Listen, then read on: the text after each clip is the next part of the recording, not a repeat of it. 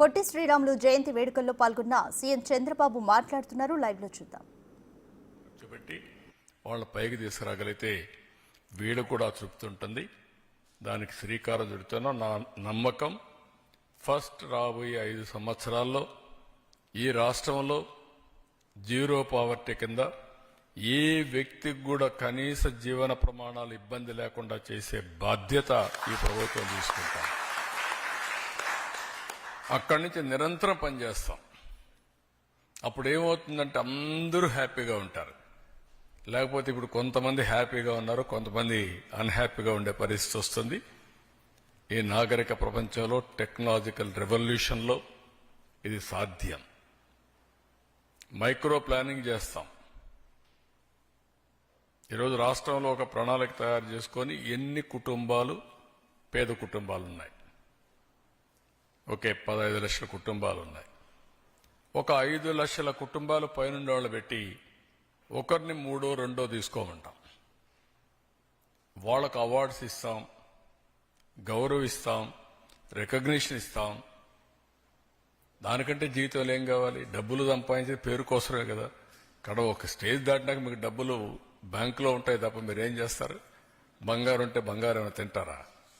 తినలేం కదా. అంటే పేరు కోసమే మనం పనిచేసేది. ఇలాంటి వ్యవస్థను రూపొందించాలనుకుంటున్నాం. దానికి మీ ట్రస్ట్ కూడా ముందుకు వస్తామని చెప్పి ప్రపోజల్స్ పెట్టారు. మనస్ఫూర్తిగా అభినందిస్తున్నాం. ఇప్పుడు వైశ్యాస్ ఉన్నారు, చాలా మంది పేదవాళ్ళు ఉన్నారు వైశ్యాస్లో కూడా. ఈ విషయం మనం గుర్తుపెట్టుకోవాలి. మనం అసోసియేషన్స్ పెట్టుకుంటున్నాం, క్యాస్ట్ అసోసియేషన్స్ పెట్టుకుంటున్నాం, వ్యక్తుల అసోసియేషన్స్ పెట్టుకుంటున్నాం. కానీ అందరం కూడా సమాజ హితం కోసం పనిచేయాల్సిన అవసరం ఉంది. దానికి కూడా శ్రీకారం చుడదాం. ఈరోజు ఒక పవిత్రమైన రోజు, పొట్టి శ్రీరాములు గారు పుట్టిన రోజు. ఇది మనం గుర్తుపెట్టుకొని ఆ స్ఫూర్తిని ముందు తీసుకుపోవడం కోసం ఆయన తెలుగు రాష్ట్రం కోసం ఆత్మ బలిదానం చేశారు. కనీసం మీరు తెలుగు జాతి కోసం ఒక 10 మందిని పైకి తేలేరా? మీరు 10 మందికి ఆయన త్యాగాన్ని గురించి చెప్పలేరా మీరు? ఆ స్ఫూర్తి రావాలి. ఆ స్ఫూర్తితో ప్రతి ఒక్కరూ ముందుకు పోవాల్సిందిగా మరొక్కసారి కోరుకుంటూ, దానికి ఈరోజు ఈ కార్యక్రమానికి వచ్చిన మిమ్మల్ని అందరినీ మీ ద్వారా రాష్ట్రంలో ఉండే ప్రజలందరికీ విజ్ఞప్తి చేస్తున్నాం. త్యాగాలు చేసిన త్యాగధనులను గుర్తుపెట్టుకుని మనం కూడా ముందుకు పోవాల్సిన అవసరం ఉంది.